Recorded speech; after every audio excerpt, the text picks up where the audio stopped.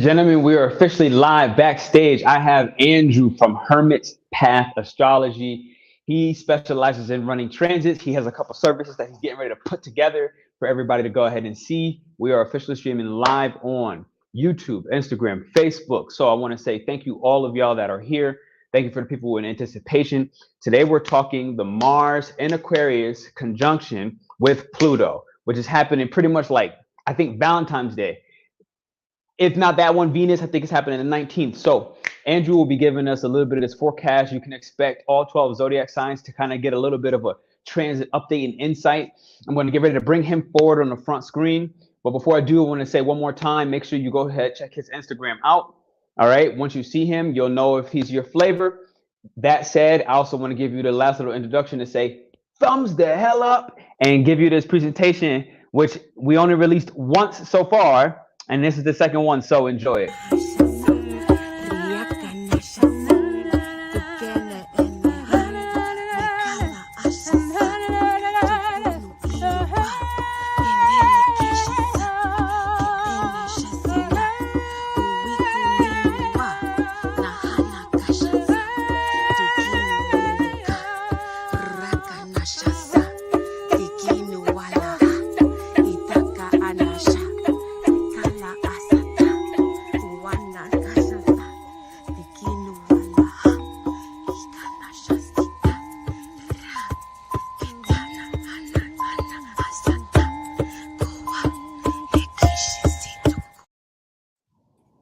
All right, ladies and gentlemen, I really enjoyed that. That was the aftermath of the retreat. I just want to let y'all know that in March on the spring equinox, we are running the 8-week online program. So do check it out. Your applications are down in the chat, okay, in the description. So apply. Remember, once you apply, you have to fill out the survey. We've had people apply, but not fill out the survey. Okay, that's the whole reason to apply, so we can understand what's up with you. That said, we have our boy Andrew here. Andre, excuse me. We have our boy Andre here. And he's getting ready to give us the breakdown. And what's up, man? How you feeling? What's going on today? I'm good, man. I'm good. Thank you so much for having me. Yeah, it's just there's a lot of stuff in the air right now, especially with the Pluto ingress into Aquarius. On your story today, you were just like, man, there's a lot of stuff that's been happening. There really has been. Energy. Yeah, for real. Energy. Yeah, I'm great. Happy to be here. Happy to chat about this very passionate Mars and Pluto conjunction that we got going on. Absolutely. So what do you feel I want to ask you two questions. One. Sure, of course. What's the biggest warning that you have to give out to people? That's one. Number two, what are you most excited about with this transit before we get into everything else? Yeah. So one thing that I guess I would want to caution people with is being really talk about your feelings and don't let things get to a boiling point to the point where you just explode and then your loved ones are like, whoa, what's going on? Like, where did this come from? You know, as in like, don't bottle up your feelings and then like have them under so much pressure that you just explode and it comes out sideways. Sure. There's a big likelihood with that because Mars is very explosive and fiery, and Pluto, one of the key words that I like for Pluto is volcanic.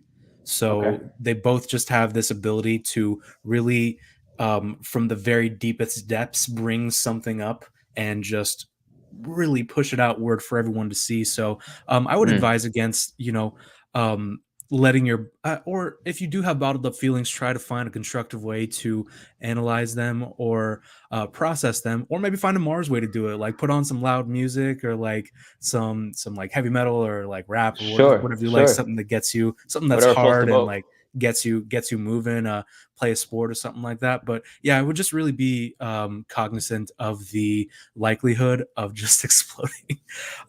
So there's that one thing that I really love about this is I said it earlier, the passion. When they come together, it's both they're both very all or nothing. Pluto nor Mars are black and white. They're not black and white. They're not nuanced. It's all or nothing. So like they're just very much so about getting to the heart of it. And I guess that kind of ties into the other thing that I love about it. It's really willing to dig down deep into the depths of something and find buried treasure. But like I kind of saw this image of slaying the dragon, if you will. Sure. Yeah, there might be a struggle, Sure. but it's like this whole thing complete And with like so a and yeah. and so right now the dragon would be bottling up your feelings, bottling up your thoughts, bottling up your passions, Mhm. not sharing it with the world, fearing the criticism that might come Yes. instead of like taking life by the horns and going in this nuanced direction Mhm. and trying to resist it is likely the biggest caution. Yes. And so Yes. as for what you're most excited about with this transit, you kind of looped it into everything you just said, if I'm not mistaken. But if you want to clarify your biggest excitement about this, let us know. Yeah, yeah. My biggest excitement about this is, I guess it does kind of tie in with these, with the bottling up, the ability to really go down deep, with Mm-hmm. courage, Mm-hmm. Mm-hmm. and just like really start purging out the gunk and the grime and the gross, unconscious material that we might have about Aquarian themes. Mm. Just really willing to go there. Mars is willing to go there. He boldly goes where no one has gone before. That's kind of his thing. And Sure. yeah, that ability to go down really deep where people might be nervous to go, but it's Sure. necessary. That's Yeah. what I look forward to, even if it might be a little bit uncomfortable. Mm-hmm. Pluto disinfects, so I think Ooh. we're being asked to disinfect our wounds that we might have about Aquarian stuff in a Mars way. So yeah, might be Now I'm curious. First off, I want yeah to ask yeah if you mind sharing. I see Hannah in the chat. She said something like, I'm a Scorpio rising. I know she's talking about me, so I'm assuming you're the Pisces rising. I I am. never knew that. If you mind sharing, like what are three of your placements that you would like to share? I don't want to ask for your top three. I don't want to know your sun sign, your moon sign, and your rising. I want to know the ones that you want to share. Okay, yeah. I have my the ruler of my ascendant Jupiter is in Scorpio. Okay, I now we're love that talking. placement. Yeah. It's very much so like my yeah, I feel like that's kind of where I directionalize my I'm not passion. surprised. I've been hearing your language, the intent at which you speak, right?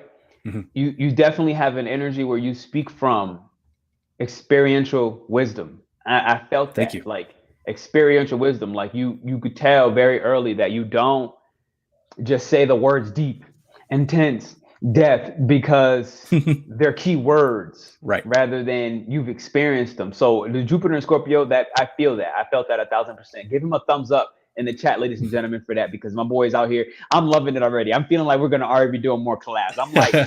let's go. Okay. All right. Yeah. So anything else you would like to share? Yeah. I have a Saturn and Pisces in the first house, which I really love. It's Okay. kept me grounded. I have a grand water trine, so like I feel like Mm. my Virgo sun and my first house Saturn kind of helps me stay grounded. Um, Mm. and yeah, I have a stellium in Libra, so there's that. Okay. I have the Moon, Mercury, and Venus in Libra. So yeah, Moon, Mercury, I guess that's Venus. three other placements. Sure, sure, sure. You know, even before you told me that, I heard this voice. If you uh might not share, it said, Please. "Take care of your kidneys." Oh, I oh. didn't even hear you say Libra yet. When you told me, I think Saturn and Pisces, Mhm. and then I realized it was in your first house conjunct your rising. All I heard was tell him to take care of his kidneys. Thank you. And now that you tell me Libra, I'm like, Mhm. oh my god, like, yeah, Mhm. yeah, yeah. So, Yeah. it's really, and it's not just you. I've been Lovely. hearing it a lot lately. Like at our membership meet, I'm pretty sure I do a lot of Tai Chi healing with our members and stuff. And like Oh, the beautiful. liver is one of the ones I've been feeling that we all need. Not the liver. We did the liver last. Sorry. The kidneys is one of the ones I've been feeling that is probably going to be the next to come up. Yes. And a lot of it is about water retention Mm, or excretion, right? So even damn. crying, I'm hearing this Pisces energy. Even crying, I think today might be a Pisces moon. Crying is possible because of the kidneys as a Yes. part of the excretion. as well Yes. as peeing and urinating, and that's the more common one, right? Yes. And that's our daily, right? All of us Hmm. daily can excrete Hmm. energy, negativity, useless emotions that have come and passed and that Hmm. need to now flow through. All of this is kidneys, or it would link to the Jing in Chinese medicine. So I'm a Yes. step back. You familiar? I practice qigong. I love you. I'm in love. So, ladies and gentlemen, if y'all in the chat, like this is the first time Andre and I actually even had a conversation, and I feel like normally I would even have like a video call with him prior. It's a lot of what I do even before getting on the line, but for some reason, like this one just clicked. Very smooth, very simple. And so the fact that you said it, you do qigong, I'm like, yo, I don't gotta say anymore. So, so tell Yes. us what's up. Thank y'all for hitting a thumbs up. I do appreciate y'all. I do. I hope y'all find some very useful information in this today. That was my hope. It's my mission. And so thank you for sharing some of your personal placements. If y'all want to share y'all placements down in the chat while you're watching, I want you to drop your rising sign, and I'm going to say your moon sign. Drop your rising and your moon so that when we're channeling these messages, as we give these forecasts now for how will Mars conjunct Pluto, Mars in Aquarius, conjunct Pluto in Aquarius, how will it impact you? At bare minimum, what are some insights? Because you're all individuals, so we can't give you, unless it's one-on-one, we can't give you the perfect scoop, quote Right. unquote. But we can give you a range. All right. So drop your moon and your rising sign, and that will help us to focus right now. Aquarius and Leo, for example. We Ooh. know you in the chat are going to get somewhat of a special channeled message. If you Yeah. have your tarot cards, Andre, feel free. You can pull at any point. Otherwise, we'll just keep moving. All Okay. right. So we expressed Mars conjunct Pluto. We kind of have an overall of what this is about. Great. So are you an order guy, or you rather go out of order? You like to go reverse order? Like if you're going to give the forecast, how you feel? Yeah. I usually go in order. Just Okay. easier for me to conceptualize it that way. And that's the way I I get wrote it. it I get down. it. But I know whatever you some want to people are do, man. very Aquarian in nature, and they're like, I'm second best. So I'm like, look, I get it. Like, whatever it is for you. So we're gonna start with Aries. What I'm gonna do is I'm gonna Cool. put Aries on the screen. Do you know what house Aries is being impacted by with this? It'd be the 11th house. Yep. Okay. Do you know the ruler The first? 11th house.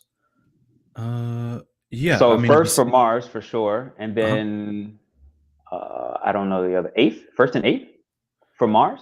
I guess it matters. Are you ruler of Mars or ruler of Pluto? I guess that's what matters more, right? Yeah. Yeah. I guess so. I guess we would tie this in with the 11th, and yeah, the first and the 8th. I Okay. mean, if we're doing traditional rulerships. Yeah. We'll stick with traditional Yeah. slash eighth. And what I'll Slash. do, I Mhm. will have this while you're doing your forecast. I have another tool that allows me to do this predictions a little bit easier without having to do the math and shit. So right now I have this on screen. That way we can like have the focus on.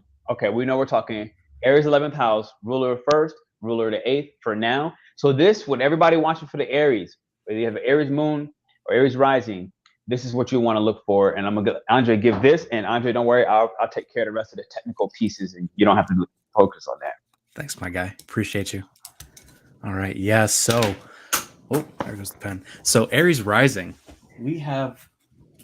We have this happening in your 11th house of friends and benefactors and gurus and organizations and communities. Mm-hmm. So, some kind of, hopefully not a tension boiling over in these kinds of groups and these kinds of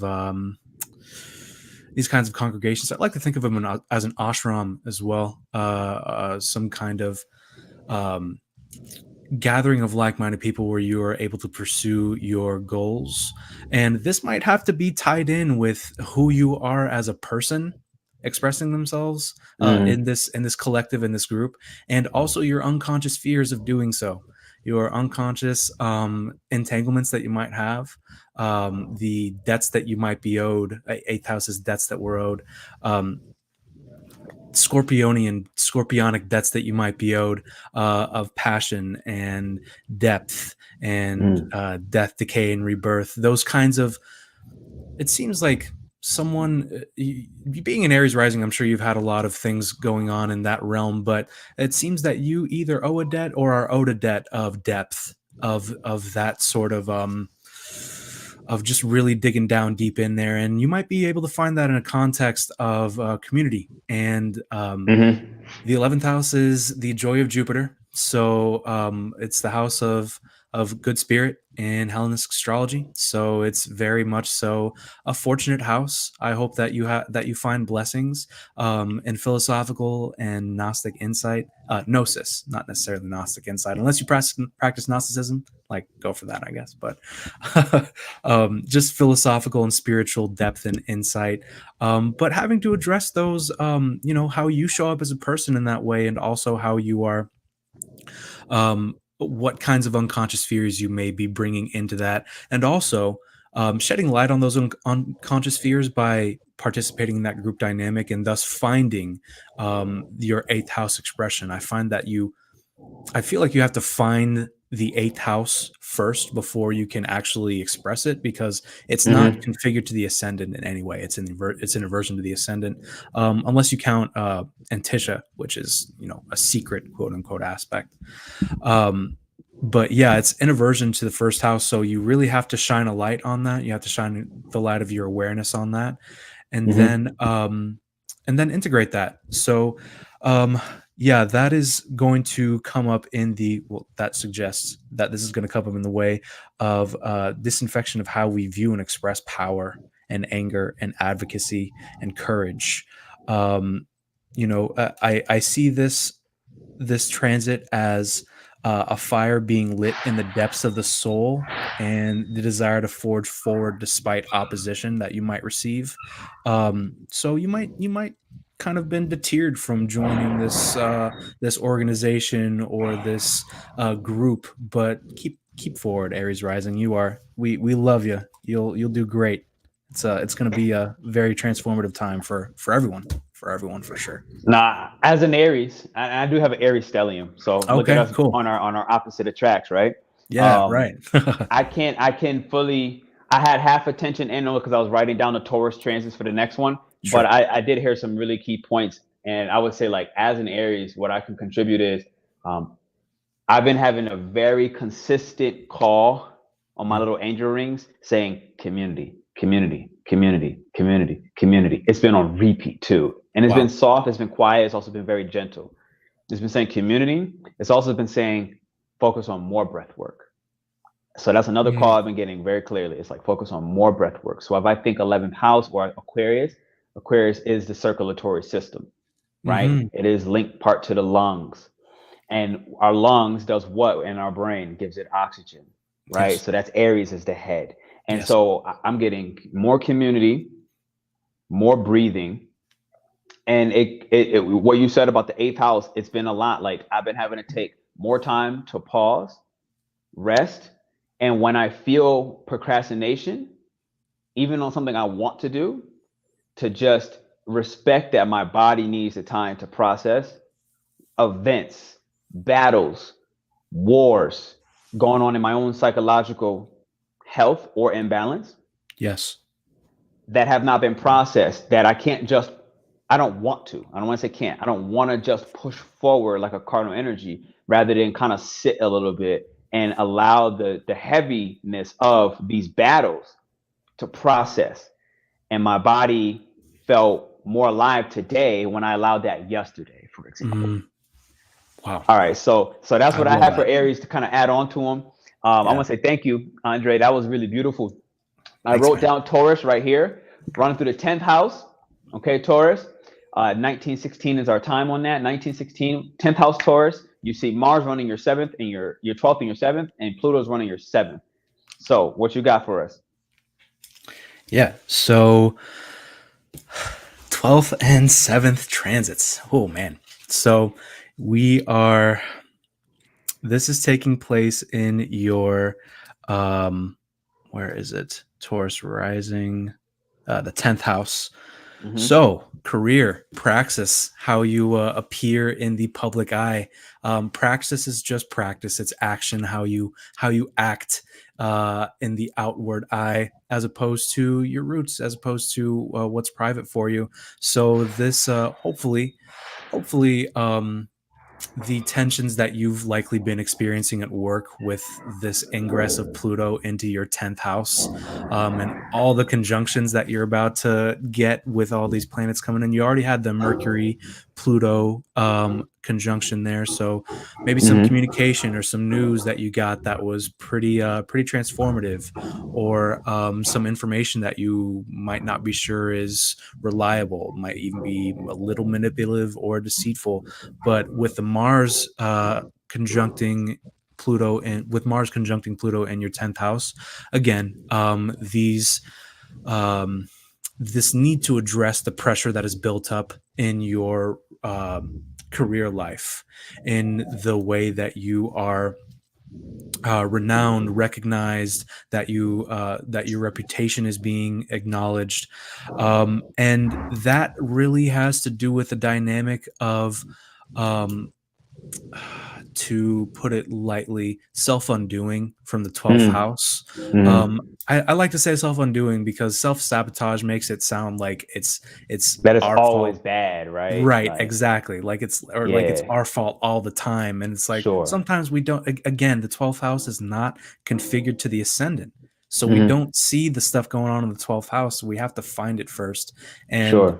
it's the joy of Saturn. So we often do so by hitting walls there. It's the house of our mental health. So we keep encountering these sorts of themes of self-undoing, and seeing as Aquarius lands in your 12th house. No. Your 11th house.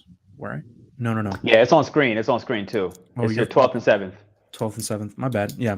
No, you're good. So the 12th house dynamic here of the unconscious playing in, and how we might be um, a little too fiery in some ways, that might be off-putting. We might be coming on a little too hot about something, and that really factors into how we relate to others in general, how our relationships, how we are, um, we whether business partnership or just relating to people in general.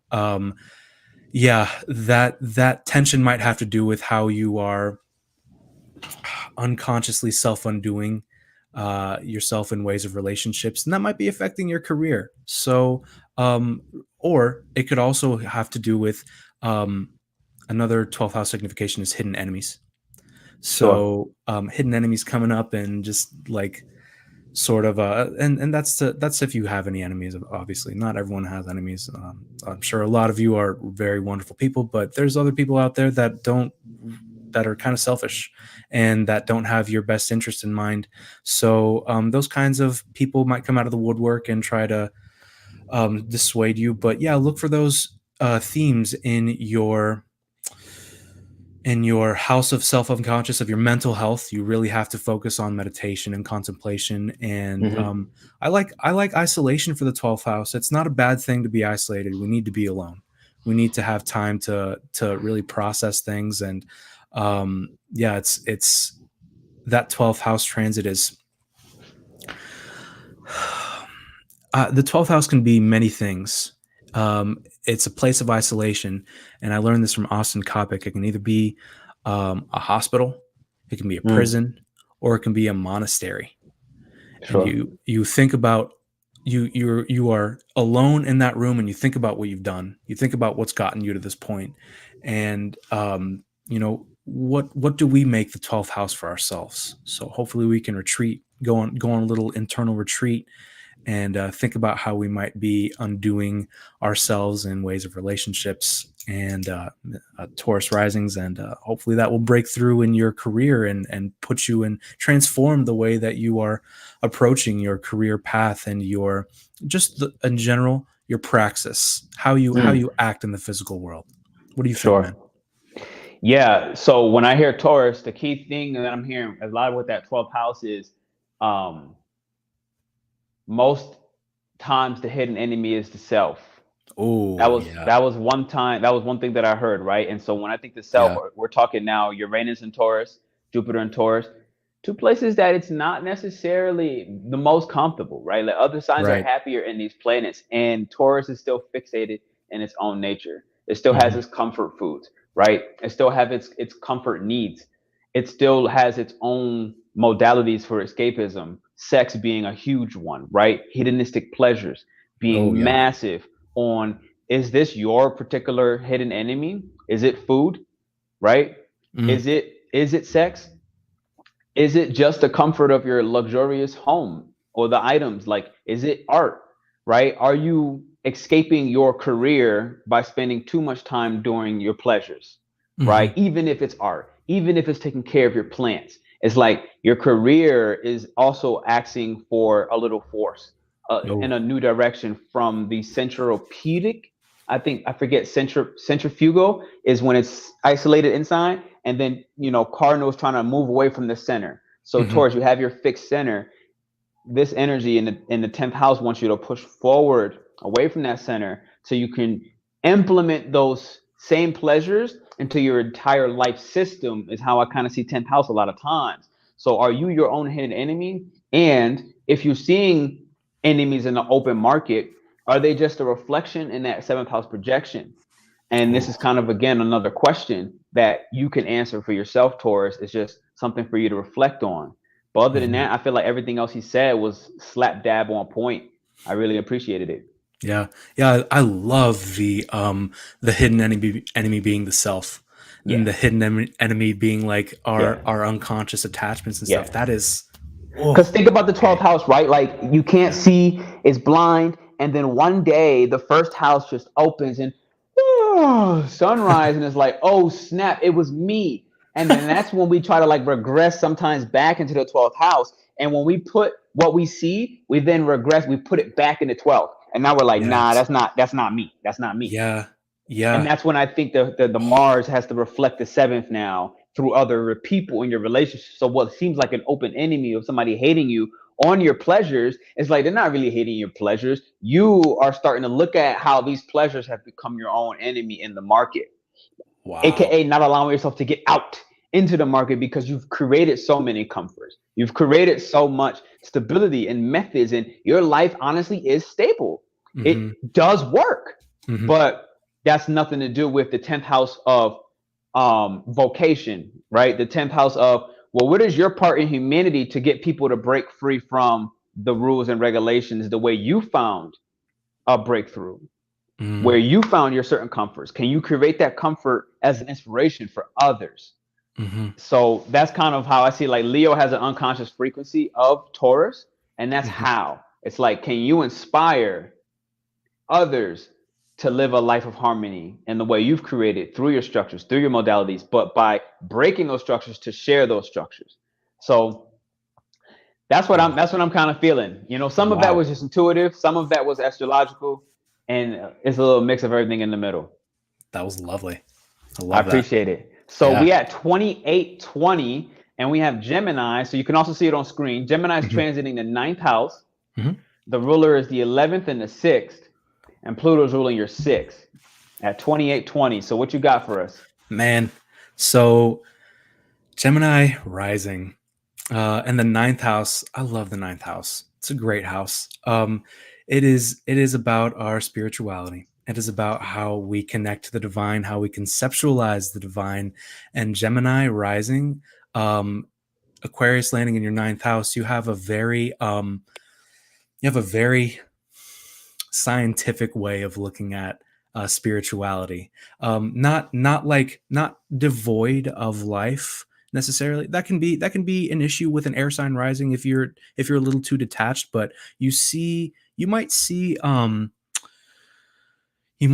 spirituality as a sort of experiment that you are constantly looking into, that you're constantly going over and kind of analyzing and picking apart. And with this happening in your ninth house, we're really being asked to probably address the wounds of religious experience and religious trauma. And also by addressing those wounds and disinfecting them, finding the healing, being able to heal them and integrate them into your conscious spiritual practice in general. So yeah, that pressure building up of things around your spiritual worldview and your spiritual philosophy and how you connect and conceptualize connect to and conceptualize the divine, very much so being addressed here. Might be asked to address the poisonousness of these ideas of the divine, poisonousness of the ideas that you have been inculcated with or conditioned with. And again, just do the Gemini rising thing and just kind of just lay everything out on the table like a science experiment, and just look at it and analyze it, and don't pick it apart into oblivion, obviously, but just really analyze it and figure out how it works and where you are with that spiritual process. And that's coming on the 11th and the 6th. So again, this might come about with this examination of your spiritual philosophy might come about with an examination of your organizations and your friends, and also either your physical health or this great work that you've taken on to surmount these kinds of obstacles that you might have, or to do this really this frankly difficult physical work, not maybe not even just physical, but this Martian task, because the 6th house is the joy of Mars and the 11th house is the joy of Jupiter. So Mars and Jupiter themes coming in here with these houses. The 6th house, what I was talking about, it is a great work. It is like this, it's kind of a battle, but this confrontation that's like, it's like a confrontation in a movie, like the final battle, you know, this ability to really butt heads and like come up against each other and just really get in there. But yeah, sort of a spiritual battle. Like you might have this sort of mental struggle, integrating your own daily habits, your own daily routine, and your the circles that you're running in of communities and organizations, factoring into your spiritual worldview, your philosophy, your morals, your ethics, your dogmas, your politics, what have you, how your conception of the law, mundane and cosmic. So yeah, the being the joy of the sun, the 9th house is very much so again how we are connecting to the divine, and it's very, very important that we treat this one with respect, because it really has the being the Mars Pluto conjunction, it has the ability to sneak up on you and kind of stealthily, and then just bam, just explode. So address those triggers, those pressure buildups, and yeah, I wish you a very beautiful spiritual transformation, Gemini risings. Yeah. And so I appreciate that again. Yeah. You know, so what I'm hearing on Gemini is, in order for you to be free and move about freely, not just in your mind or your environment, but in the astral realm, to bring back either that divinity, that light, that high conscious mind into the lower mind, is really the main enemy. The main enemy is trying to find your grounding. Yeah. Wow. And not overwork and overload your nervous system. Right? Because if and when that happens, what's going to happen, Gemini, you're going to float a little too far away and lose track of, how do I circulate, Aquarius, these ideas, these thought-provoking insights that I've received, and am here to essentially disseminate and circulate as the lungs, to circulate into the collective, into the groups that I find my work is actually appreciated, even if it's silent, because we're talking sixth house, this silent appreciation. I can do that only if I'm sharing the right ideas. Yes. If I'm sharing the ideas that came from, again, this third eye position, aka Yes. truth. If I speak with truth, right now, I don't mind stabilizing my routine and grounding through things, how we said earlier, through Qigong, through Tai Chi. That will give me the structure and the desire to structure how I handle my physical body and my health in between the world of spirit and earth as an air sign who is supposed to bridge the two. Mm. You're supposed to bridge Oh. these angelic messages. And then again, Mars, really 11th, take action in the groups and the societies among the high authorities Yeah. where you will have enemies involved in that process. But the enemy is something that you can easily sustain and essentially turn them into your puppets. Believe it or not, Gemini, you have that ability to create sales with those same exact enemies. But if you look at them as somebody to just leave a smart remark to and be cynical in the process, you're going to miss out on a lot of opportunities, a lot of money, a lot of sales, quite frankly. And, you know, people in the high society will then become a heavy burden and weight against you, which is not what you need. In reverse. Sure. So Yes. utilize that energy and everything that Andre had just said. Absolutely. I love how you tie in the bodily correspondences of the signs, and that really made me think about how Gemini rules the arms and the hands and all that, and not just that, but the ability to bring a mental image into existence with our hands, like taking something that's up here and translating it into the corporeal. That's a very Mercury Virgo I'm sorry, Gemini Mercury Virgo Mercury thing in general. So yeah, this again, Gemini risings, is how you're going to be able to practically integrate this.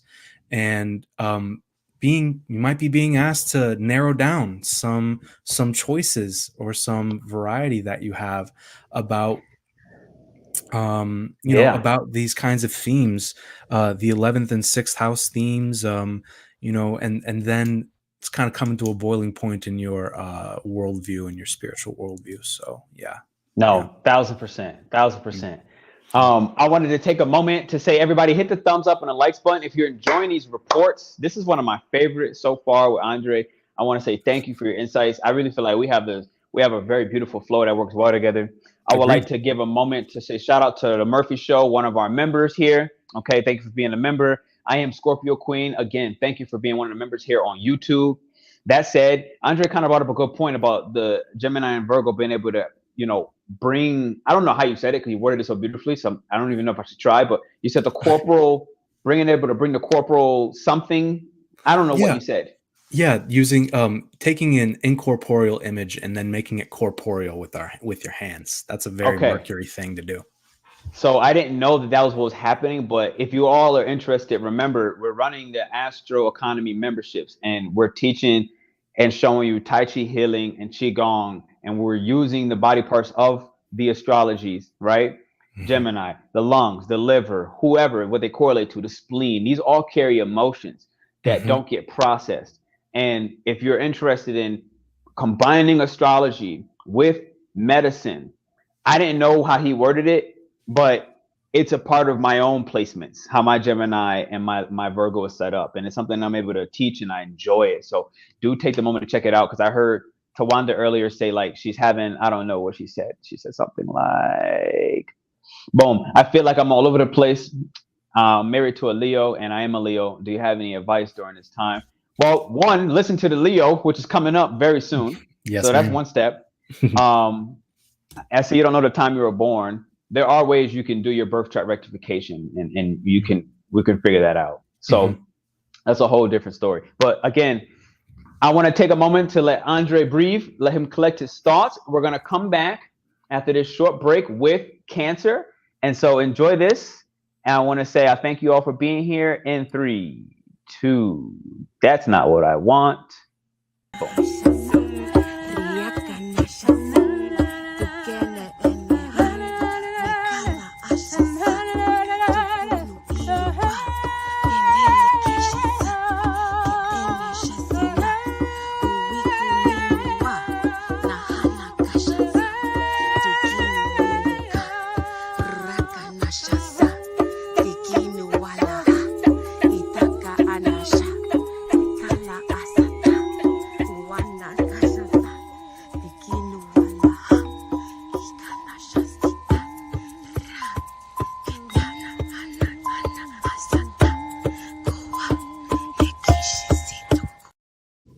Yes, yes, yes, yes, yes. So again, remember the early bird does end February 23rd. I think that's like a week and a half or something like that. So for any of those interested in the 8-week online program, it ends in a week and a half for the early bird.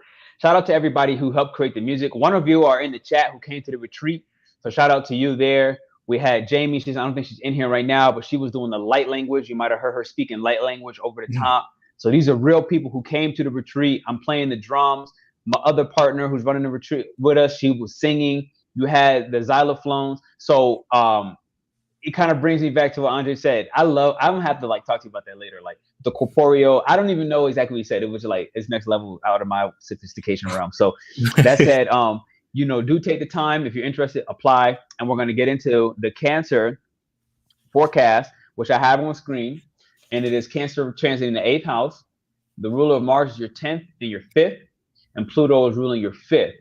So, what you got for us, Andre? Man, yeah, those 8th house transits, bud.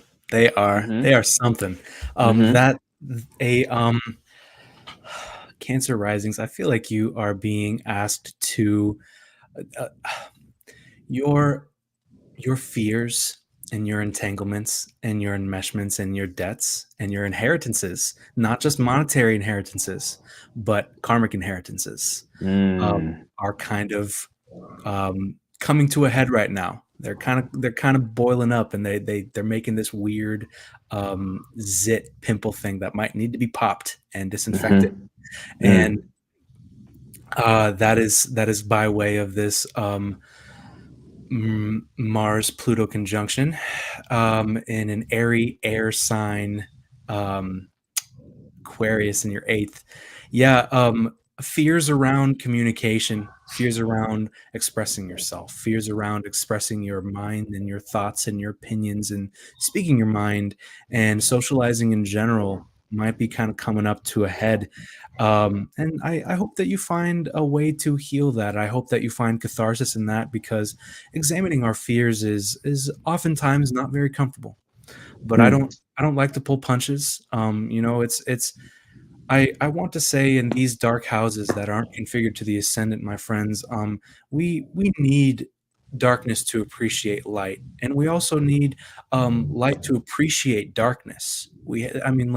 I'm a very watery, sort of solitary person. I need to like be in a dark room sometimes and just have the lights off and just have nothing on and just like do some meditation. And I feel like that's where the 8th and the 12th houses especially are asking us to go. They want us to sit down and take some deep breaths and not distract ourselves with all these things that we think that we might be. And it really wants us to examine who we are when we strip away all these filters of fear and anxieties and entanglements. And that is coming to you in the form of your 10th house and your 5th house. So your career, your praxis, your notoriety, how you're recognized, and also your romance and your creativity, and how you like to just kind of get out there, and how you like to be romantic, and how you like to be pleasurable and sensual. The 5th house is the joy of Venus. So very much so, these Venusian themes are going to be in play here too. Sex, pleasure, contentment. I find that Venus is this very she helps us not just, it's not like a windfall of fortune or wealth or something. It's just day-to-day contentment. So I feel like your day-to-day contentment in a way is starting to be like kind of poked and prodded a little bit, and you're through your day-to-day contentment or lack thereof, you are being asked to dive into these unconscious fears and anxieties that you might have, and transform them. That's what Pluto wants, friends. Pluto does not want to hurt us. It does not want to deceive us or manipulate us or make us enter into this sexual power Right. struggle. It wants us to disinfect so we can heal and so we can let it out and so we can have some catharsis around these themes. So those eighth house transits, I like I said, I don't like to sugarcoat things. I don't like to pull punches. It might be a little difficult. It might be a little scary, but it is for our own good. Having an eighth house stellium, it's a little uncomfortable to examine those things, but it is part of the process to be able to examine that sort of difficult part of ourselves, of our psyche, to have life. And with Cancer, it's really about what feeds you, what makes you feel nourished, and what makes you feel safe, because Cancer rules over the stomach. And if you have food in your stomach, you feel secure, you feel safe, you feel comfortable and nurtured and nourished. If you don't have what feeds you, you are, I'm sure many of us have dealt with food scarcity. You're anxious. You don't have this feeling of safety, of being cared for. So again, Cancer rising, really just asking what feeds you, and do these fears of the eighth house, are they really feeding you, or do you think that you need to keep them around and keep feeding them? Are they feeding you, or are you feeding them? Right. Yeah, the first thing that you had said that got me with the Cancer was the almost a karmic zit, right? Like the Yeah. the and also like the karmic inheritance, where it's like it's not just your inheritance from anything on the earthly realm, like Right. your great grandpa dying and you being left money. Mhm. That is something I haven't heard yet. And I'm glad you said it, because you really triggered some things where I'm like, oh yeah, these are the inheritances of your family conditions. With this Pluto conjunct, right? This is the inheritance of what career is acceptable. Oh yeah. Oh yeah. In the fifth house, this is the inheritance of what you find joyful. Do you feel, have you experienced enough of that karmic and familiar inheritance that you're ready to burst through this fixed energy? Are you willing to actually take a risk, fifth house, on your career? Are you willing to take a risk on your deep passion? That this pressure is again forcing you to probably overeat and be overly stuffed to try to find comfort in ways that at this point is harmful. It's harmful. Are you trying to find power over food in the way you want power over your life, over your career, over your passions? And I found that this is sometimes what happens with eating. We want power. We find we can eat anytime we want. Let's say given you have enough to buy your food and yada yada yada, right? You could put the food in your belly when you want. You go to the fridge, you put something in, you have power over that food. That food is helpless. And I find that psychologically, eighth house, Cancer energies can step into that psychological power struggle. Yeah. And go, look, well, I can eat and digest this, and anytime I'm uncomfortable, I can bring myself comfort, and I have power over that. So because I don't have power over the risk, and these karmic inheritances have built up this zit that wants to pop, because I'm not pursuing the real art, the real expression, I'm gonna do it this way. And so just be careful with that warning. The other thing that I got that just kind of came was for Cancers, drink more chamomile tea. Oh yeah. Oh Just to yeah. help calm your nervous system, calm the worry. Because in Yes. that belly, like Andre was saying, you have a lot of worry in your belly. You have a lot of gut guilt. Damn, that just came out. They just 100%. forced that one out. They were like, Wow. gut guilt. Ugh. I was like, I didn't even say that. but you have a lot of guilt stored in your gut. Mm-hmm. And just understand that the worries around your career, your passions, your art, what you want to express in the world, okay? Mm-hmm. This worry is not always yours. And that's what I found was most important about what Andre said. It's this karmic inheritance of worry, karmic inheritance of guilt, karmic inheritance of trauma.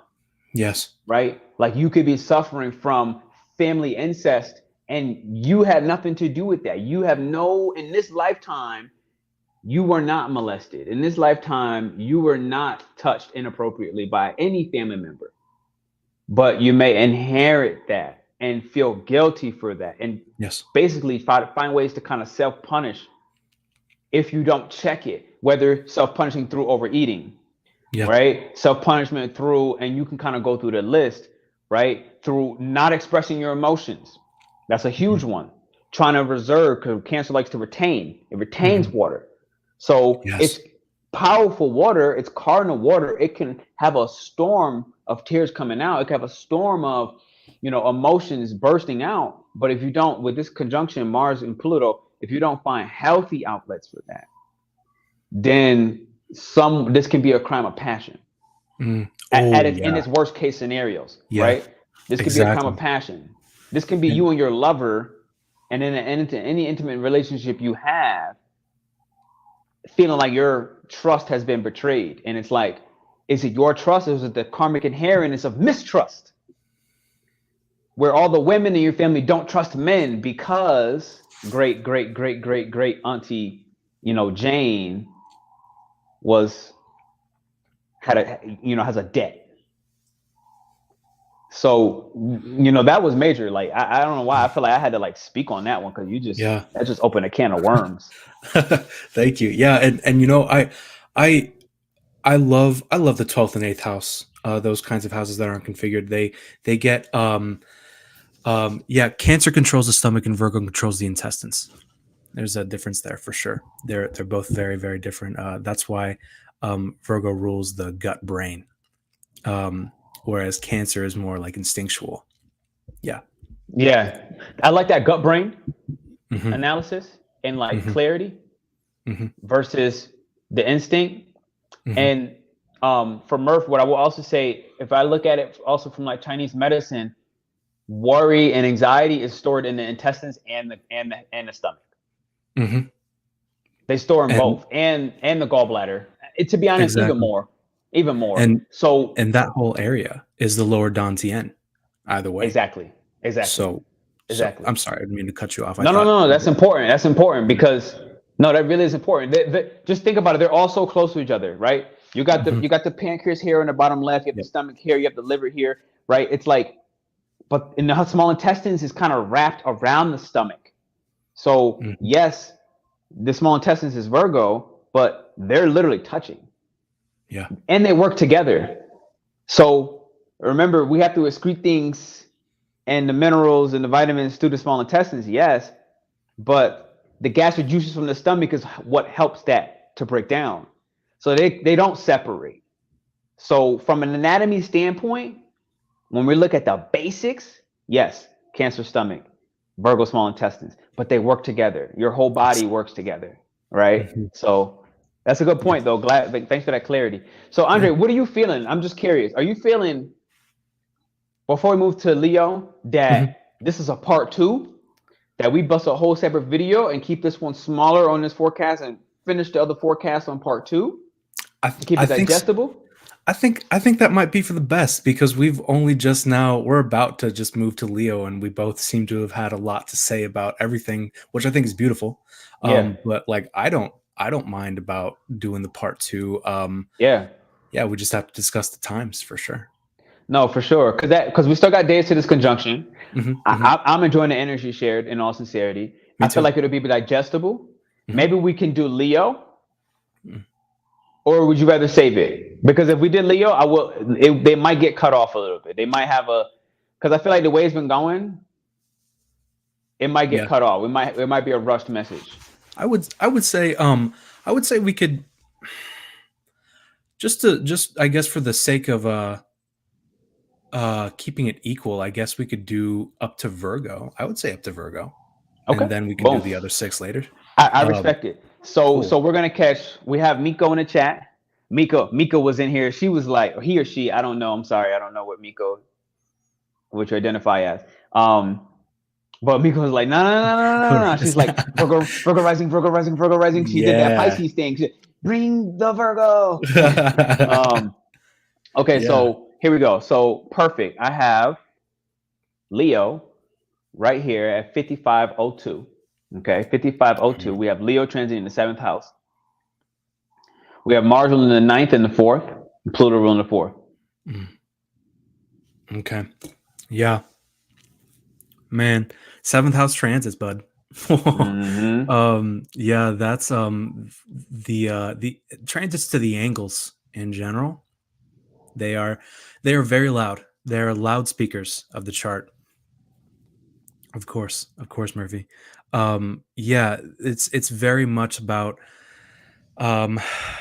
yeah, the relationships. It's about the relationships. It's about the relating, the business partnerships, the romantic partnerships, the friendships, acquaintances, the other as opposed to the self. This you might be in Leo risings, very individualistic, very much so acting from the heart.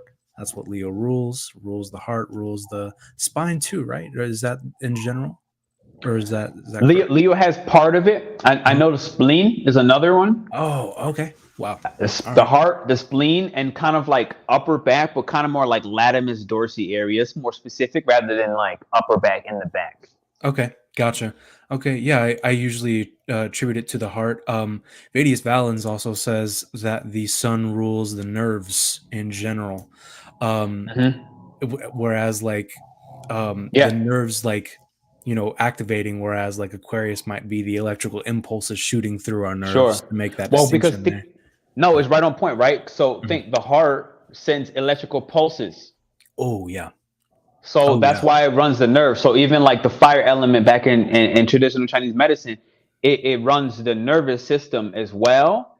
And other things contribute to the nervous system. So it's not the only nervous system component, but the heart sends electrical messages telling things to do and work and move and Mhm. blood to transport. So it's like a communicator, but it sends the electric shock. It's the king of the body sending messages out to the rest of the body to continue Exactly. to work. I Exactly. mean, like without your heart, I mean, you're done. Obviously, I mean, it's such an integral You part. dead. Yeah, exactly. Like you can, not to be graphic here, but you can be brain dead and still function. But if your heart stops, I mean, there's just That's no way to it. support life. That's So, it.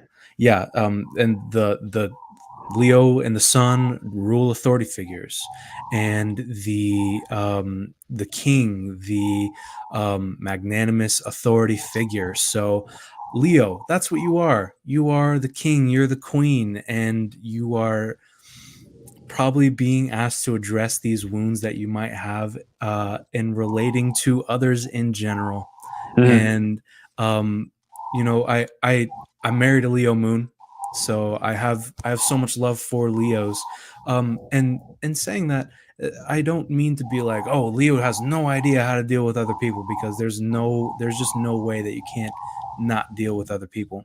Sure. But this really is asking you, my Leo rising friends, to address wounds that you might have about relating to others, and really dig down deep in there, and come back out with buried treasure, Mm. and examining the relationships, the gunk, the unconscious material, the poisonousness of our relationships dynamics, Mhm. and Mhm. yeah, that kind of zit, because Mars is inflammation. um, Mm. that kind of zit coming to a head might be coming to a head in your seventh house. So and that's going to be affected, influenced by your spiritual beliefs, and Mhm. your spiritual worldview, and Mhm. your roots and your Mhm. foundation, where you come from. And that is somehow going to factor into how you're relating to others, and like how you perceive authority, how you relate to a higher power, if you do at all, is Sure. going to help you perhaps see the higher power present in others. See the higher power present in your family situation, even if you didn't have a great family situation. And the fourth house being in this dynamic, fourth house being the what would that land as in? Oh, that'd be Scorpio. Scorpio would land in the fourth house in Leo risings. So yeah, a lot of times Leo risings have these very intense home experiences, these very Mm. kind of angry, combative. You have to. That's that root that you assert yourself so strongly many times because you had to survive in your home, Mm. and Mm. that's not necessarily like, I don't say that as a good or bad thing, but I mean that is what really contributes a lot of times to the ability for Leo risings to just go out there and just do their thing because they had to. They had Yeah. to in some way. So that is going to come back to a 4 in this seventh house transit with this conjunction between Pluto and Mars in your seventh house. It's going to be really influenced by how you perceive a higher power and authority, and how things are going at home, whether it be childhood roots or your just private life in general. Mm. How you choose to relax, what you choose to do outside of the public eye, how that might be influencing your relationships and ability to relate to others in general. Right. Yeah, man. The amount of who-wees I got coming through on this one. One, I got the image when you're talking, like Leo rising in the home of the fourth house Pluto. I'm getting just like veins kind of like popping Yeah. out. Mhm. I gotta breathe almost. That just made me dizzy. And that's the fixed energy, and that's the danger of rage and Mm. anger that does not get expressed, and more so cleansed at an internal level that brings you peace, Leo, at your own inner peace before you step out. And that's Pluto to me, what's hidden, the emotions that have accumulated, that have not Mm. gotten cleansed as cardinal water. And then instead, when you have to go out into the marketplace, which is the seventh house is the marketplace. It's Mm. now being projected, that rage, that anger, into your relationships. So a lot of Leos feel like, oh man, I want all that smoke, or that everybody is always mad at me. Everybody wants to smoke from me or with me. And it's Right. like, yeah, Leo, but this part of Pluto ruling your fourth house, the true, the light, the illuminating factor, what is requiring to be disinfected because of Pluto and because of the fourth house. Because again, cardinal water is cleansing water, Mm. right? This is the fresh spring water that you would like to drink. It's fixed Are water, my you, friend. say what? It's fixed water. It's fixed water. Yeah, because from Scorpio in the fourth house, that'd be fixed Yeah, water, right? it would be fixed water. And well, what cleans fixed water? Heat. Boil. Mm-hmm. Exactly. No, You that's ever, smack on point. If yeah, it boils. you ever tried to And so clean, I like you maybe can't, that's this yeah, original, yes, that just right? that boiling point again.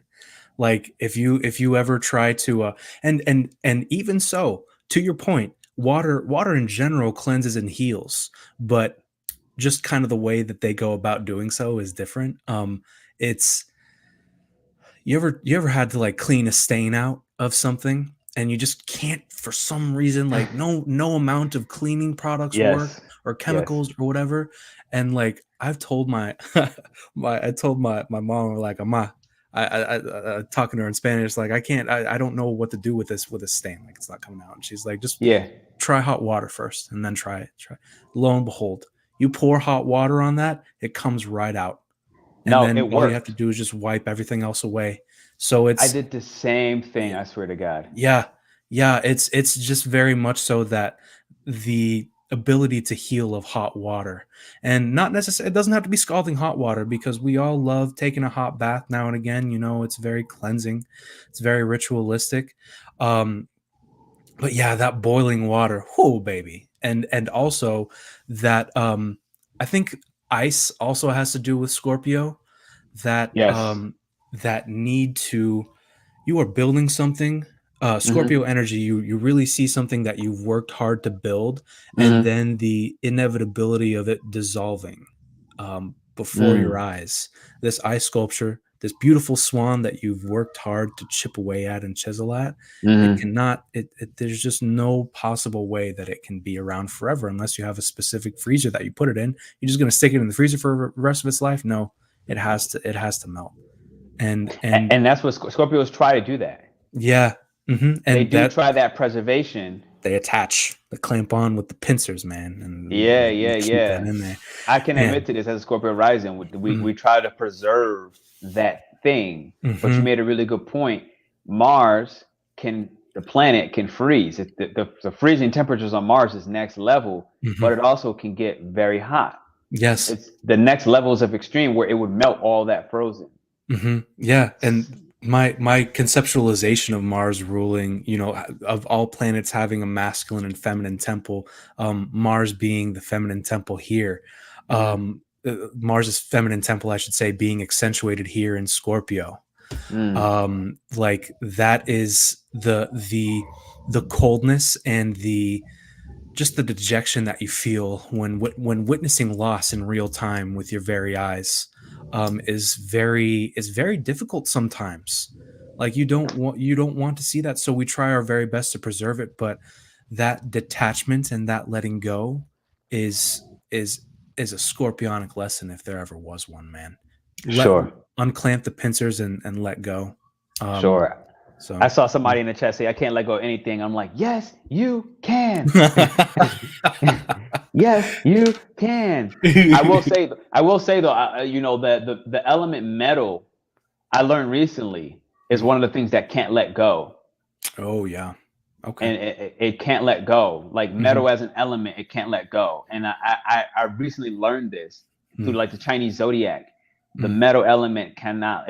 I don't want to say cannot, but it's metal. It's rigid. It does well with structure, hmm right? And so what I will say for anyone that I'm saying for Miko who said I can't let go, where if you feel that way, maybe you have metal in your zodiac. I don't know. But if you do and you can't let go, I know I have dealt with this myself. mm What does it for us is having structure and rigidity, but with spontaneity and for spontaneity. hmm So to create discipline so that you can be more spontaneous without losing yourself mm in the spontaneity. Exactly. And that equates to community. That equates Exactly. to socializing, because having friends, having connections, being willing and able to go out for a dinner Mm. or whatever is what allows you to let go, because that's the Leo Yeah. as we get ready to move to Virgo now, right? Like that's hmm the Leo in the seventh, hmm right? That And in the and ninth. yeah, and that variability to let go for that foundational aspect of Leo risings, I feel like is what really allows them to live from their heart and be Yeah. authentic and express themselves. And yeah, and with that ninth house coming in, oh my goodness, that's gonna be, yeah, that's coming from your conception of the divine. Like you might need to, your conception of religion of the divine and your family at home situation, Leo risings, are coming to a head in your seventh Yeah. house. So Yeah. really take some time and examine that. And for Miko, she was talking about she's a Scorpio rising, and I guess just all Scorpio placements, I always try to follow all water placements. I try to follow Bruce Lee's advice and say be water. um Right. Flow. It's Right. letting go is, I've found, is an inevitable part of life that we just cannot prolong, or we can't. I mean, we can prolong it, but we can't deny it, or we can't negate it. There's just no possible The way. law of impermanence. Exactly. The There's law of impermanence. our bodies are of the nature of disillusion, and all physical things as a result are as well. So, mm, So as we move into Virgo, I feel like the last thing that maybe we didn't say much. mm, I'm not sure if we did, so forgive me if we didn't. But it came multiple times. mm, In your meditation, Leo, create a deeper connection with God. and be yeah. willing to allow your belief to change about what God is, separate from the family conditioning and what's fixated, Pluto, on the family conditioning of Yeah. God has to be Jesus or Yahweh or Buddha or whatever, and be Yes. willing to take your own isolation, take your retreat, and let that change, especially if it's not allowing you to take more adventures, allowing you to literally take adventures. Mars, ninth house ruler, right? To act on your adventures, to travel to a country abroad, to learn through text in Egypt in a cave. Like, take these adventures, take that form of retreat, and in the process, allow your image of God to shift, especially if you feel like you had an overwhelming or domineering parent, someone who played that role, who said this is the way or hell. Leo has that energy of unable to listen to constructive criticism. So separate from it long enough so that you can allow a shift in mindset about what does God mean to me Oh today, yeah. 2024. All right. I love So that. now Yes. we move one. No, thank you. Appreciate it. 11046. We move to Virgo. Virgo. 11046. And so I don't 11046. Okay, Virgo, here we go. So here's what we have for you. You're running and you're transiting your sixth house. And remember, ladies and gentlemen, to hit the thumbs up and the likes button on this whole transit message. Share this video with somebody you find will benefit from this forecast. This is the last one we're going to do today. And then we're going to work the timeout for what the part 2 is to give you Libra through so that we can keep it tight and digestible. And you'll be able to see the timestamps down in the chat, and we'll run the part 2. Like I said, we'll figure out that time. So Virgo, you're transiting your sixth house. The ruler of Mars is ruling your eighth house, another one of those eighth house, and your third house. Now, Pluto, this fixed energy, is on your third, a mutable energy of change. So, what do you have for us, Andre? Yeah. The sixth house is, I feel like it's another one of those houses that is not configured to the ascendant. So we kind of have to find it's a little more harder to find, but it's our physical body and like our physical habits and our health. And so I feel like Virgo is pretty good for examining these sorts of things. It's very much so about bodily acuity and the little details of the body that kind of seem off, that you're just like, oh, I didn't have this pain in my knee the other day, what's going on here? I slept wrong, or like, oh, that's Virgo. Like, they're very much so able to trace the details of something and like see why it's happening. Very earthy sign, able to look at the effects of actions, the consequences of actions. Yes, in a karmic way, but karma literally translates to action. So you are just an examiner of actions and their consequences, Virgos. So that coming in the sixth house, this really is, it can, I don't like to be like, it's just illness, like you're just going to be ill or something. No, that's not fair. That's not right. Yes, be careful of like inflammatory acute illnesses for a second, but I like seeing the sixth house as the great work. This ideal, this thing that you are fighting for, because it's the joy of the sixth house is the joy of Mars. So you are fighting towards something, and even something that you want to sacrifice yourself for, that you feel so strongly for. Martyr, the root word of martyr is Mars. We might usually associate that with some kind of like Piscean energy, which is not inaccurate, but Mars is the warrior that sacrifices himself for a cause. So this interaction taking place in the sixth house, the place where Mars has its joy, that seems kind of a little auspicious to me. It might be a little inflammatory, might be a little hot, but this initiation of this great work for Virgo risings is really coming to a head again. And with Virgos, we have to examine, like, you know, they are very work oriented. They're very good at making things happen. Again, it's this taking this image that they have in their head and translating it out into the physical world is very much so present. So um examining the details of that, examining that in a Virgo way, and really having to look at the disinfect the sorts of oh, okay. Okay. Wow. Okay. Yes. Okay, Miko. Yes. So I genuinely hope that you have a breakthrough in these and this sort of um in this disease that you've been ailed with, and that it is you know, Mars again is acute, and it's very much so like it might be inflammatory, but I really hope that the sixth house is going to be an initiation of some kind of great work that you are looking at the details of, and that you are figuring out like where it could have come from in your own way and being empirical about that. I'm not a medical professional, so like I can't be like you're gonna be cured. I wish you the very best with that. I do. But this I can personally say that. yeah.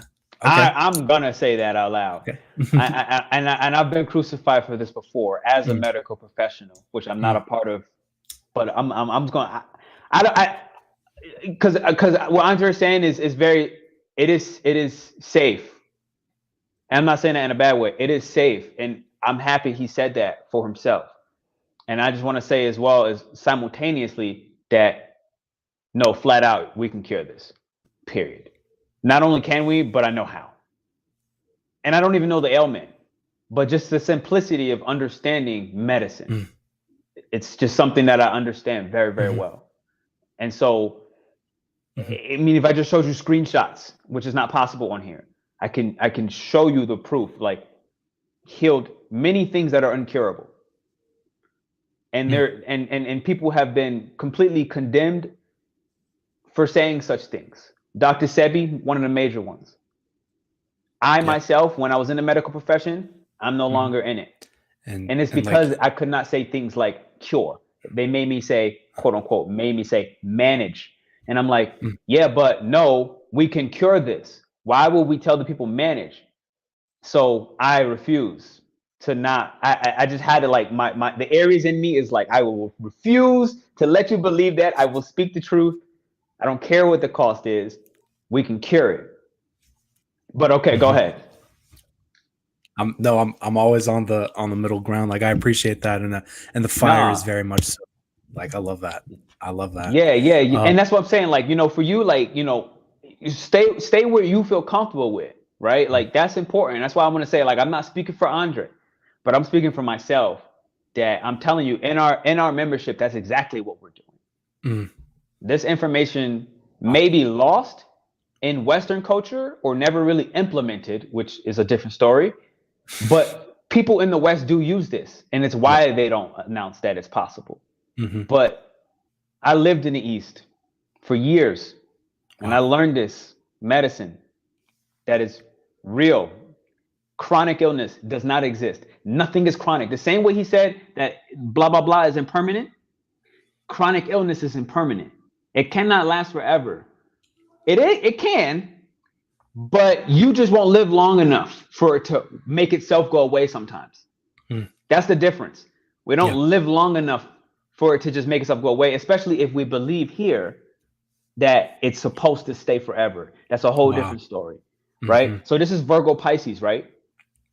If Pisces believe it long enough, they can get rid of that, right? But Virgo, you have to do the difference with Virgo. You have to do that healing here on Earth, and that's the Hmm. difference. You can't just wish it. You can't dream it. You can't meditate it away. You have Hmm. to do physical things that I'm telling you without a doubt, it's happening in our membership. I just got messages this morning about people releasing things from organs that cannot happen in the medical field. Wow. But it can happen. I promise you. And I'm doing it and we're doing it. And it's not just me. So, okay. But go ahead. I'm sorry. I just couldn't let, No. I can't let nobody believe that.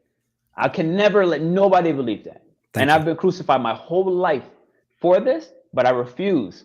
I will be the one. I don't care if they cancel me. It's been happened. It happened where it will happen. If it must, it must.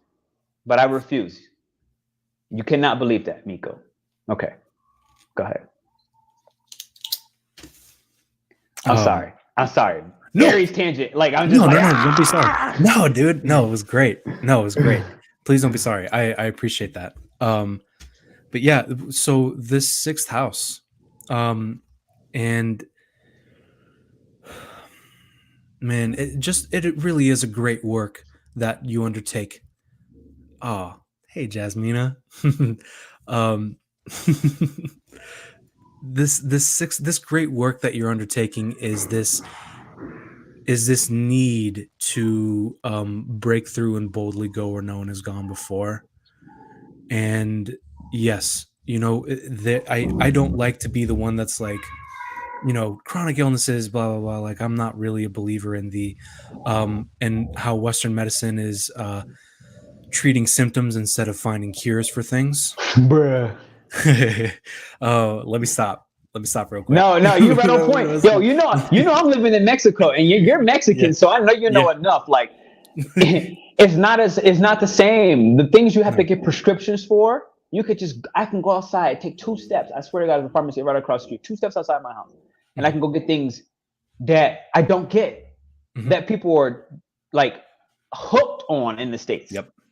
Hooked. They're hooked on certain pain medicines that I can buy without a prescription. And that same hook does not happen here. Because why? Aquarius, well, we're talking Mars conjunct Pluto, Aquarius, the freedom. Just the simple freedom that I can go get that without a prescription. I don't have any craving. And so does many other people. Neither does many other people. But the fact that it's a commodity, you have to listen.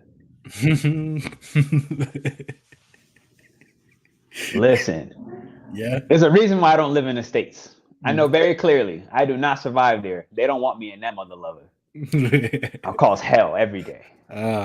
I might be on the way to you soon, bro. Not gonna lie. Like I'm. Hey, it's time. Yo, Pluto. Yeah.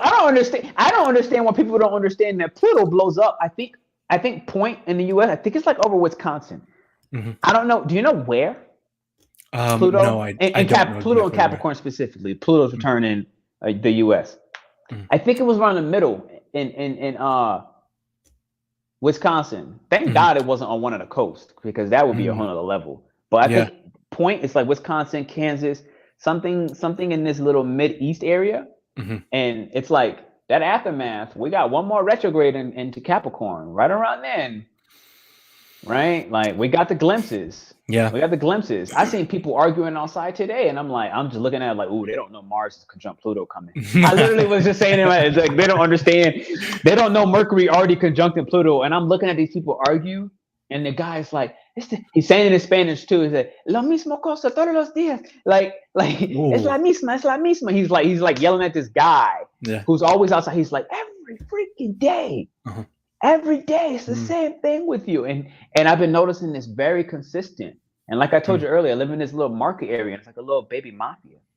And it's like everybody knows everybody, right? Everybody knows everybody. And people are getting fed up. They're like, I can't get rid of you because you have your spot, right? You have your spot in the market.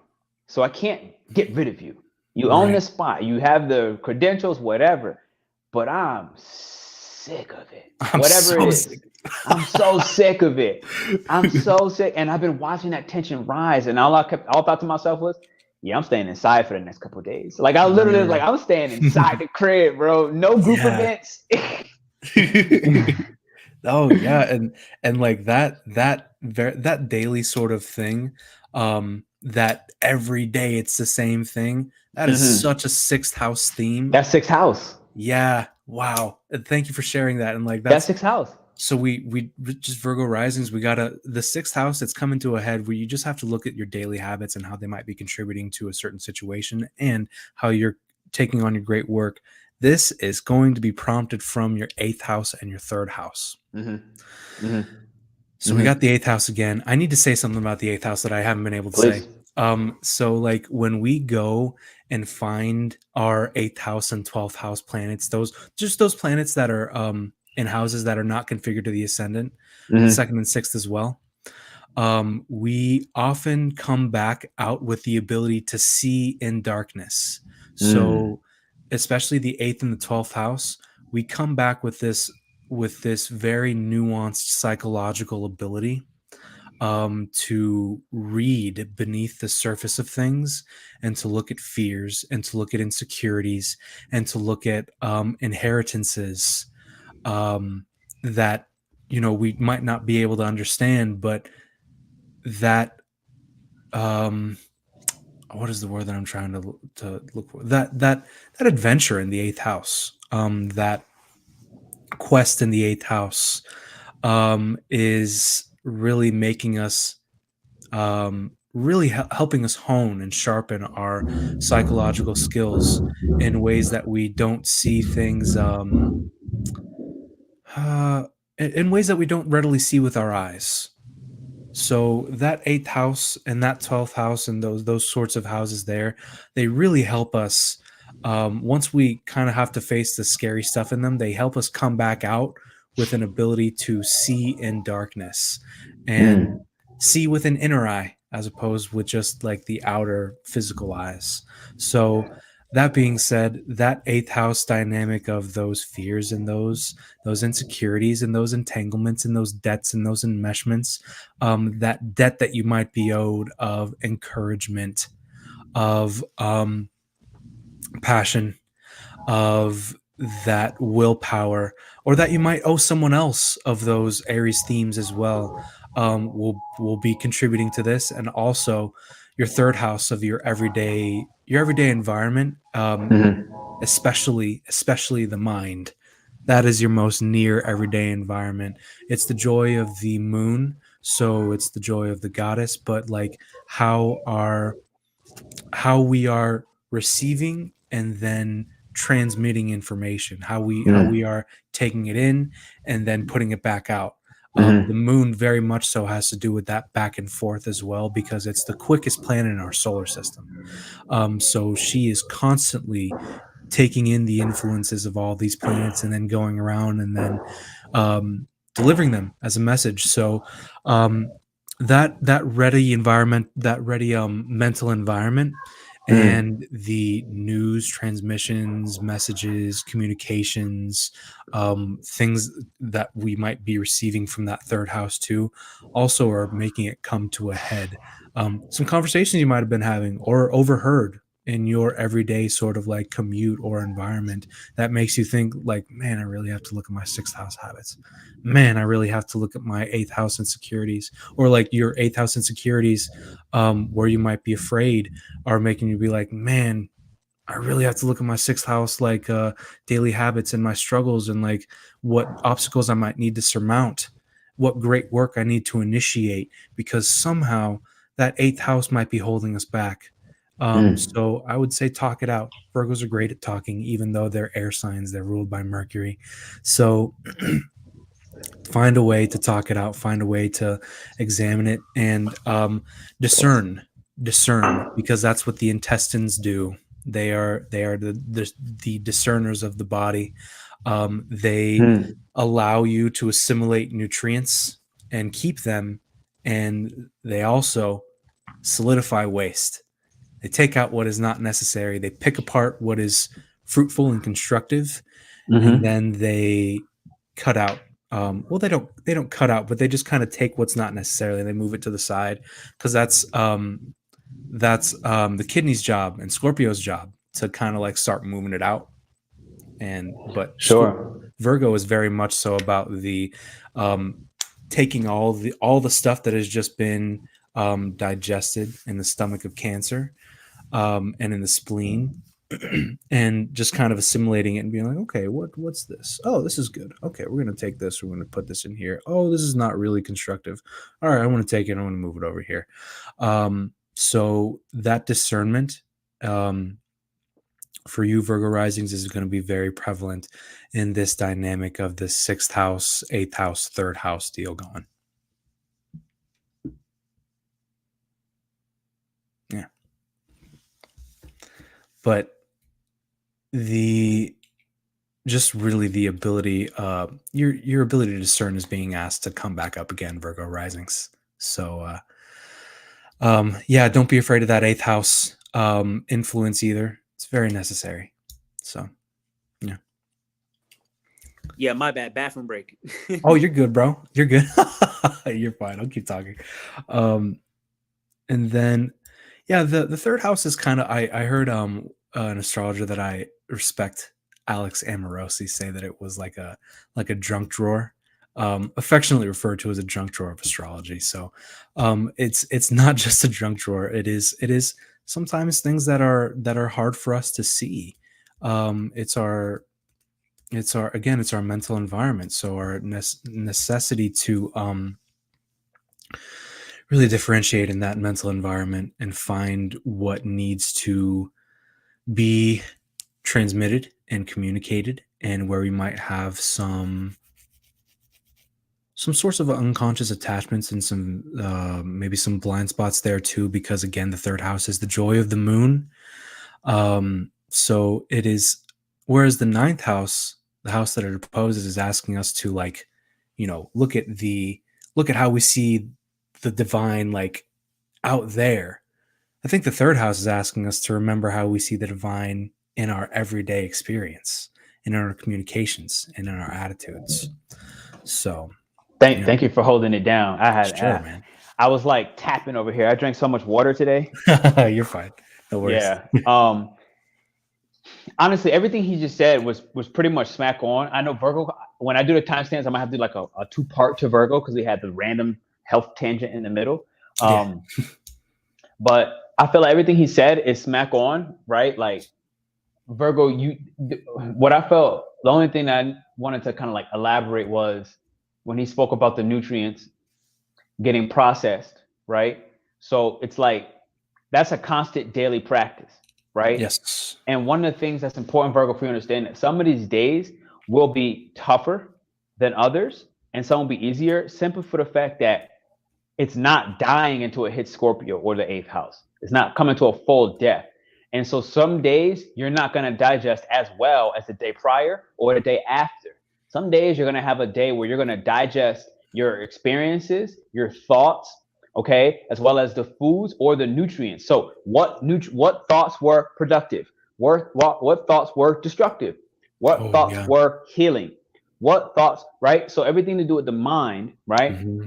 You're going to, this process is very intelligent. And so the key that I'm getting with this is be willing to help support it. So for Virgo, for example, Mars is a fiery energy. What you can do when you drink tea is add a little dash of cayenne pepper, which will add the yang element to your food. Yang being masculine, aka heating things up.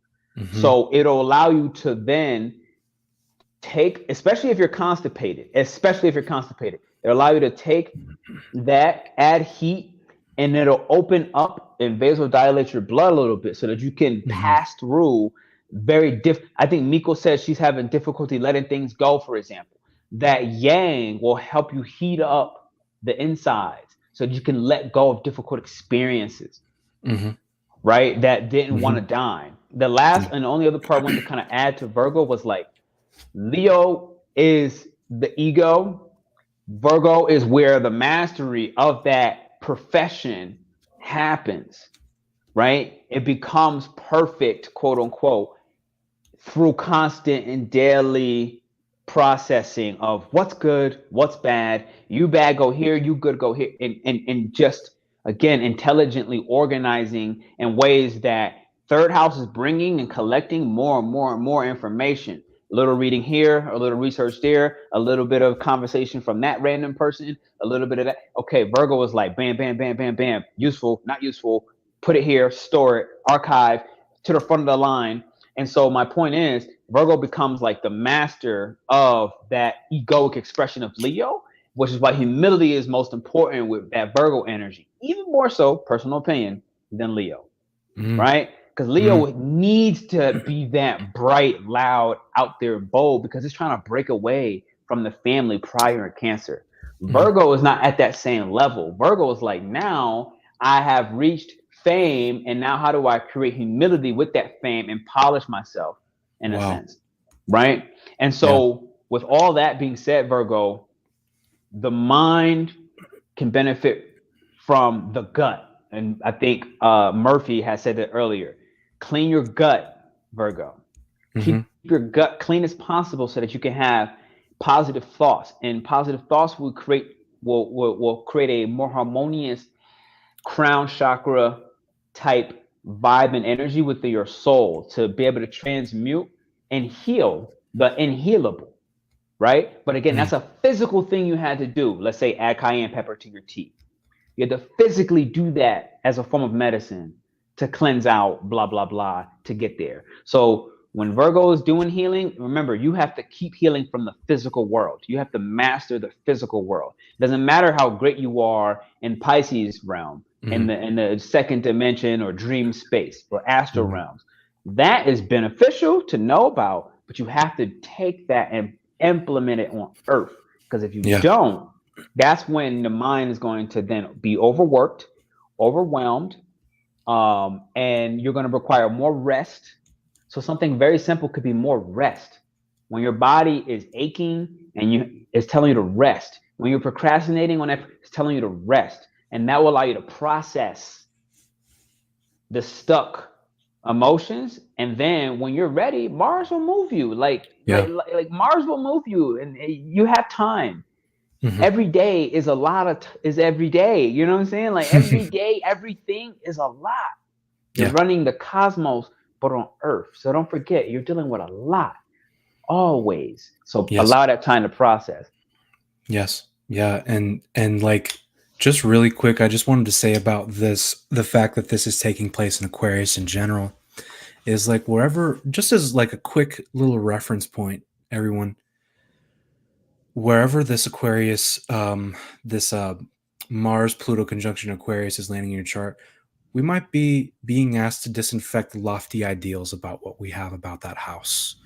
Because Aquarius is very much so about those very lofty ideals. My astrology teacher, Adam Ellenboss, likes to call Aquarius the planning of the gods, as in the planning like that's so far, almost like so far removed from like regular humanity that it might be a bit too detached in that way. It's very lofty and it's very beautiful and it's very cosmic, but it runs the risk being fixed there that it's so far out, so beyond the boundaries of what we think to be normal and acceptable and status quo that it might just be a little bit too detached. It might be a little too aloof. So it's a very mental Mars Pluto conjunction. It's very much so about communication. It's about the mind. It's about transmission. It's about ideas. It's about knowledge and learning. We're being asked to disinfect those things and dig deep for the treasures that we have. Yeah, right, 1,000%. I fully agree. That's where Aquarius hits that idealism and it's trying so hard to break away from the rules of society and essentially follow its own rules, structure within its own rules, right? Its own system of beliefs and ideas. But that what she said is smack on point, right? Like Aquarius being furthest away from the sun, bringing in the ideas of the gods. Yes. And I really love that. And that's where hear what he just said and really take that in with a grain of salt and understand, maybe a fat scoop of salt and kind of like cleanse and understand, like, what did he just say? He said that it will be difficult to digest and act on the thoughts of the gods. Yeah. Not impossible, but a lot. Meaning the pressure of this conjunction will force you to birth a body, a mind that can actually penetrate through analysis of the gods. Yes. Which means it takes time. It takes isolation. It takes you to recuperate on your own. It takes you to not listen to everybody else. It takes you to take away all mainstream type energies and focus on your mainstream. Yes. So that you can really digest, what are the gods telling me to do? And how can I not feel ashamed that this idea is so difficult to accomplish because it is godly and sattvic by nature. Yes. And right? Yes. Oh my God. You feel me? Thank you. So it's like you you're not supposed to be able to do this in one day. That's the point. Right. Exactly right. If you can, then welcome. You're a God walking on earth, which you are. But you have to tap into that frequency, and that's what's really important here. So if you're able to do that, then you win on this whole Mars conjunct Pluto. As we kind of bring this thing to a conclusion, I feel like that last piece was beautiful to re-wrap in. What is Mars conjuncting Pluto? And it's like this is the lower action and the truth of force, right? The force of the gods coming into conjunction, balance, where there may be an initial collision on the conjunction when, let's say, two planets collide. There's an initial whoa, like, and they just connected. But then after that initial connection, as the degrees start to separate, what actions to take will be very clear. So don't expect that right away you're supposed to have it all together. Understand that if this idea is coming from the God and we have a human-based consciousness, it's only when we connect to our high mind, right, that we can actually start penetrating through analysis. What are the gods really wanting me to say, really wanting me to do? And this is where I think the magic happens. Like, he spoke with Aries earlier with the community. I'm in Aries 3 times. It mattered to me, right, with the 11th house. And I'm telling you, like, it took a lot of things, if I'm being honest, and it's still working at me to start speaking up on, no, we can cure. And this has been years worth of a journey for me. No, we can cure the incurable. But to feel safe enough to say that without being crucified, that hasn't always been something I've been so willing to risk it all for at every step of the way. There have been times when I decided I got to stay quiet for a little while because of kind of what he just said. It's like, look, Pete, you're saying this in an era where it's not fully acceptable yet. And then there's other parts of me that were saying, at least the high mind was saying, no, you're safe enough. We need you to activate it. And I'm like, bro, are you sure? Because have you looked out there? Right. And it's like, shut up and trust. And I'm like,